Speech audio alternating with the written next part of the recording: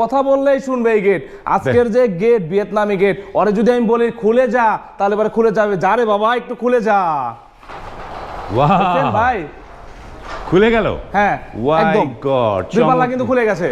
চামচে কিন্তু দুইটা পাল্লা কিন্তু একসাথে কিন্তু লেগে গেল, এবং মাঝখানে স্লাইডিংও কিন্তু একসাথে কিন্তু হয়ে যাচ্ছে। এইখানে কিন্তু চমৎকার কালার করা আছে, যেটা কিন্তু ডোকো কালার। ডোকো কালার, জি, যেই কালারটা কিন্তু সচরাচর কিন্তু কোনো কোম্পানি দিতে পারবে না।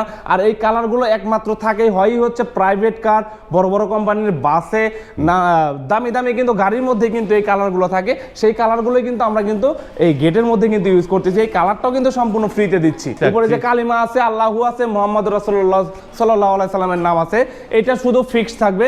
আর বাকি যে চারটা পার্ট আছে, এই চারটা পার্ট অটোমেটিকই খুলতে থাকবে। গেটের স্ট্রাকচারের মধ্যে কিন্তু আমরা ব্যবহার করেছি যে আউটসাইডের যে ফ্রেমটা আছে, এখানে কিন্তু আমরা 2x2 বক্স পাইপ ব্যবহার করেছি, যেটা কিন্তু পাকা 12 গেজের মোটা।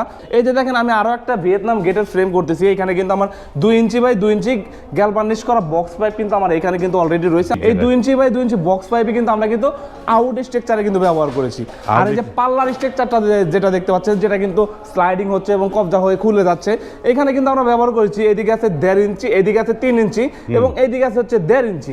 1.5 বাই 3 14 গেজের বক্স পাইপ দিয়ে আমরা কিন্তু পাল্লার স্ট্রাকচারটা করি।